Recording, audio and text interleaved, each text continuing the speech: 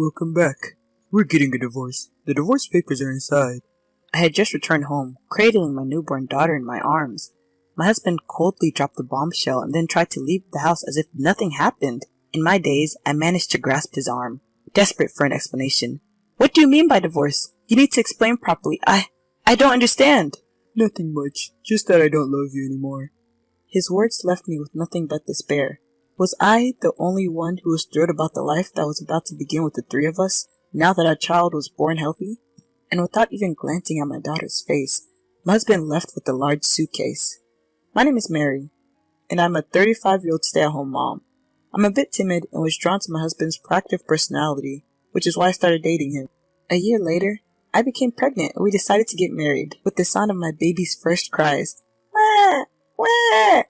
I finally met my little angel, weighing in at a healthy 6.6 pounds. She's a very lively girl. My adorable baby.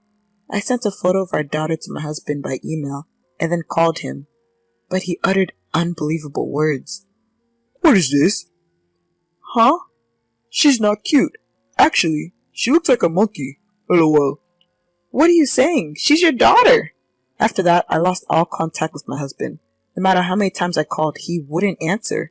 I was shocked and couldn't understand why he would say such a thing to our child. Looking back, my husband never showed much interest in our unborn baby, and always seemed distracted. I had always felt uneasy about his indifference, but I was too busy dealing with severe morning sickness to address his aloof behavior. Throughout my hospital stay after childbirth, my husband never showed up, and my anxiety grew. Once he meets our baby, I'm sure Thomas will change. I kept repeating this phrase to myself like a mantra, but my wish didn't come true. My husband disappeared, leaving me and our newborn daughter behind. What should I do now? I don't have anyone to rely on. I have no parents, and my only relatives are my in-laws. My father-in-law is a quiet man who treats me kindly, but my mother-in-law is tough, and to be honest, I always felt a bit intimidated by her. Mary, how long do you plan to be a stay-at-home mom? Huh? Don't slack off just because you're pregnant.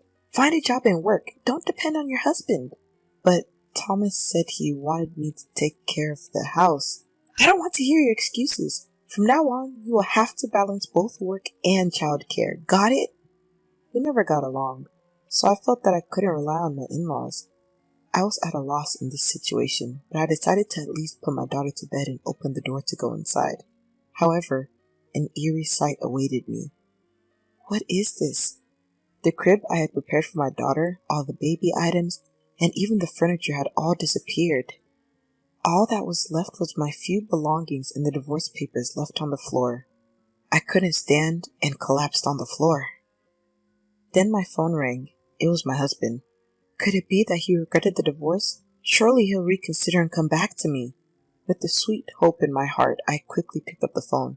Hello? Is that you? Where are you now? Please come back soon. I forgot to tell you, but I sold the house. You need to be out by tomorrow. You're joking. What am I supposed to do? Maybe you should try being homeless. I was shocked. How much more does my husband want to hurt me? Overwhelmed by my emotions, I sobbed and pleaded with him for an explanation. First you tell me we're getting a divorce, and now you've sold the house? What have I done? Have you looked at yourself since you got pregnant? What do you mean? You looked so pale every day. I thought I was living with a ghost. He said that with a snort, and then he continued in a cold voice. I married you because you were a woman who would do anything I said, but now I regret it. What? I'm divorcing you because I'm tired of your timid personality. That's so unfair. You're being too selfish. There's nothing more to talk about. Get your stuff and get out of the house. Bye. At that moment, I felt a surge of hatred towards my husband for the first time. But no matter how much I blamed him, our situation wouldn't change. Feeling powerless, I decided to leave the house to buy diapers and formula that had been thrown away.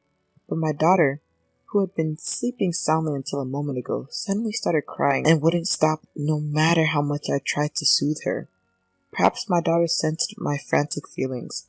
Having been betrayed by my husband and losing our home, yet still having to do something for her sake. As I sat on a park bench nearby, trying to calm my daughter, an unexpected person appeared. You shouldn't take take a newborn baby outside? How irresponsible can you be? Act like a mother. Mother-in-law? You really don't understand anything. How do you plan to take responsibility if something happens to this child?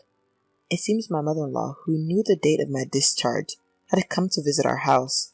However, finding it vacant, she followed the sound of a baby crying and found me. As I was being berated by my mother-in-law, I felt a surge of emotions and began crying uncontrollably. Then, I felt a warm touch on my back. I didn't mean to make you cry, but why are you here? Where's Thomas? Please explain what happened. My mother-in-law was gently patting my back, trying to calm me down.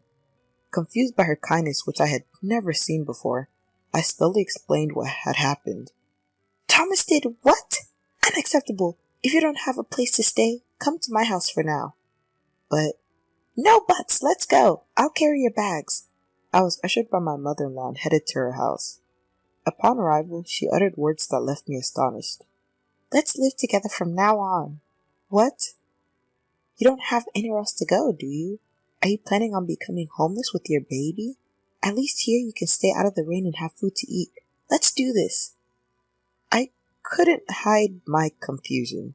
Even though she had been treating me coldly and making sarcastic remarks every chance she got, she was acting like a different person now. Seeing my struggle for words, my mother-in-law gave me a sympathetic smile. I've been cold to you all this time, haven't I? I'm truly sorry. No. I was tough on Thomas, telling him to be more aware of his responsibilities as a father, but now this has happened. I'm filled with regret for not being able to help more. It's not your fault, mother-in-law. Please lift your head. My mother-in-law drooped her shoulders, bowing her head and refusing to raise it. In the midst of this, I decided to ask a question that suddenly came to mind. I always thought you didn't like me. That's why you're cold to me. But is there another reason? It was because seeing you reminded me of my past, and it was unbearable. It was then that I learned a truth I had not known before. The gentle and quiet man who was my father-in-law had been a womanizer in his youth. My husband, who is similar in character to my father-in-law, had also frequently caused trouble due to his relationships with women. And finally, my mother-in-law said, I just wanted you to be a strong, resilient mother. That's why I was harsh. I kept telling you to find a job so that even if you ended up getting a divorce, you wouldn't struggle to make a living. All of her harsh words had a purpose. I was overwhelmed with gratitude, knowing that my mother-in-law was truly a warm-hearted person. But why didn't you divorce my father-in-law, mother-in-law? I don't think I could bear infidelity. I would definitely divorce. That's because I was the one who was supporting our family all along. What do you mean? He used to look down on me, a stay-at-home wife at the time, and changed women as if they were disposable. But I couldn't stand it, so I started to work. Eventually, I started earning more than him. He didn't want to lose the comfortable life we had, so he became submissive to avoid me divorcing him. So the father-in-law I see today is the reformed version after he reflected on his actions. Exactly. I thought that was the best punishment for him rather than just divorcing him. As I continued to have such a conversation with my mother-in-law, I found myself smiling without realizing it. However, my mother-in-law's expression suddenly turned serious. Speaking of Thomas, suddenly wanting to get a divorce, could it be because he's having an affair and wants to be with that person? Did you notice anything unusual about his behavior? Honestly, I have no idea. But I can't just do nothing and let the divorce happen. I took out the divorce papers I had brought from home. Wait, is this? When we saw the papers, my mother-in-law and I exchanged a look, and we decided to make a plan with a certain resolution in mind. The next day, my mother-in-law called Thomas to put the plan into action. I heard you want to divorce Mary. She already told you, huh? What are you talking about? I'm absolutely thrilled. It's right to divorce someone like that. You should remarry with a younger and more beautiful woman. Yeah, you're right. I never want to see her gloomy face again. She might be living under some bridge by now. What a pathetic man. He seemed to completely believe that my mother-in-law hated me. I felt anger rising within me as I heard him getting overjoyed without knowing I was listening in on the conversation. But hell is waiting for him. Actually, I have someone I'd like to introduce to you. Oh? You've already found your next spouse to remarry? Well, yeah. Well, that's something to celebrate. I'm going to pull out a celebratory gift for the two of you. I have a term deposit of $10,000 maturing next month. I'll give it all to you as a gift. Are you serious? Of course, but in return, I expect a grand celebration and a proper introduction to your partner. Don't rush and register the marriage before that, okay? I got it. Then I'll bring my partner to my family home in a month. Please take care of the gift money. My mother-in-law is such a great actress. My husband fell right into our plan, and mother-in-law and I exchanged satisfied smiles. I decided to continue my secret preparations until the day came.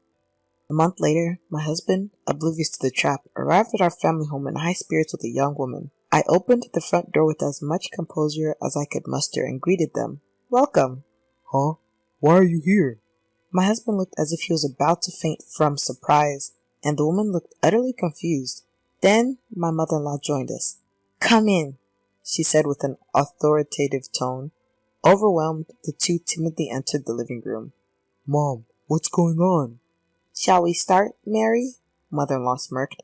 I presented them with several photos of them entering a hotel and a report detailing their activities over the past month. I'm suing you for damages. With this much evidence, there's no escaping it. Be ready. Hold on. How did you gather all this evidence?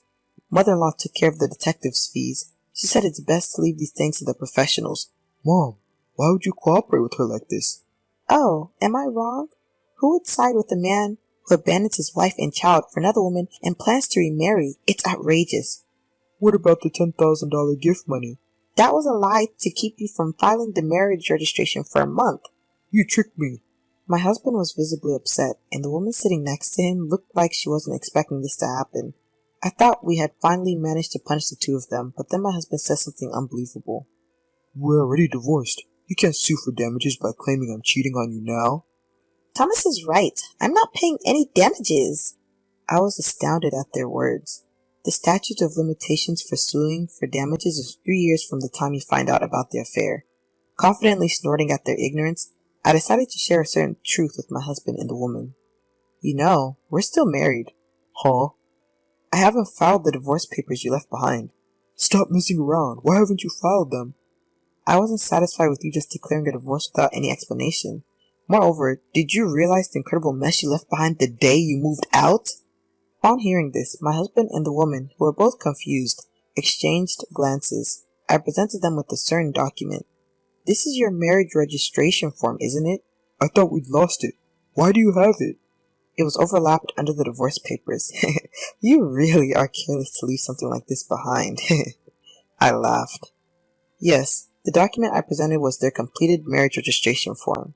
The day we found this out, my mother-in-law and I discovered that my husband, Thomas, was planning to marry his mistress. Even though our marriage was still ongoing, we decided not to divorce immediately, but to gather evidence to prove that Thomas was having an affair. I will never forgive you for abandoning our family, and you too, Laura. I'll make sure you pay the alimony. As I declared this, the color quickly drained from Thomas's face. However, for some reason, the woman had a triumphant expression on her face. Well, if you're going to divorce him, that's actually fine with me, she smirked. Huh? Because Thomas is rich, he can afford to pay whatever alimony he needs to, right? Hearing the woman's words, I finally understood the odd feeling I had about my husband. Thomas was by no means a high-income earner. Yet, when he appeared for the first time in a month, he was dressed in head-to-toe designer brands. I presumed that my husband, Thomas, had been pretending to this woman that he was wealthy. In order to finance his affair, I assumed he sold our furniture, baby items, and even our house. I decided to break the news to this smug woman. I'm sorry to disappoint you, but this man isn't rich at all. What are you talking about? He only makes around $1,500 a month. That's pretty low for his age. I'm his wife. I know what I'm talking about. What? That's not what I heard. Thomas, is what this woman's saying true? Why so silent? You look like you've seen a ghost. Why don't you tell Laura the truth yourself? Unable to utter a word, Thomas just hung his head. The woman, losing her patience, exploded in anger. I call off our engagement. I have no use for a man with no money. Wait, please, don't abandon me. I had never seen my husband in such a pitiful state. As soon as the woman announced the cancellation of their engagement, Thomas fell to his knees, begging for forgiveness. I couldn't stand their display, so I interrupted them with the shout, Enough! If you want to fight, do it elsewhere. Get out right now. The two, startled by my sudden outburst, fell silent. Then my mother-in-law, who had been silent all this time, finally spoke. Thomas, you're no longer my son. Mom, what do you mean by that? I'm disowning you. Take that woman and leave right now. Don't ever show your face again, got it? Frightened by the fierce expressions of me and my mother-in-law, the two were paralyzed. I shoved the pre-prepared written promises at them, making them pledge to pay alimony and, in Thomas's case, child support as well. They left the house as if fleeing. I submitted the divorce papers that very day, putting an end to my married life with Thomas. Afterwards, just as I had expected, my ex-husband broke up with the woman. He had even resorted to borrowing money from loan sharks to pretend to be rich. After collection calls were made to his workplace, he was fired and forced to find day labor jobs to pay the $20,000 alimony and $300 monthly child support. Of course, we also demanded $15,000 from his mistress, who had to resort to working in shady nightclubs to pay it off. As for me, I've managed to build a strong relationship with my mother-in-law, whom I used to be wary of. Having divorced and lost my family, my mother-in-law proposed, "Let's continue living together." I decided to rely on her kindness. I've started working and juggling it with raising my child. I can feel myself changing little by little each day. I think it's because I've become a mother and have someone I need to protect, and because I've been watching my mother-in-law up close. I want to continue living peaceful days with my beloved daughter and the in-laws who I want to cherish for the rest of my life.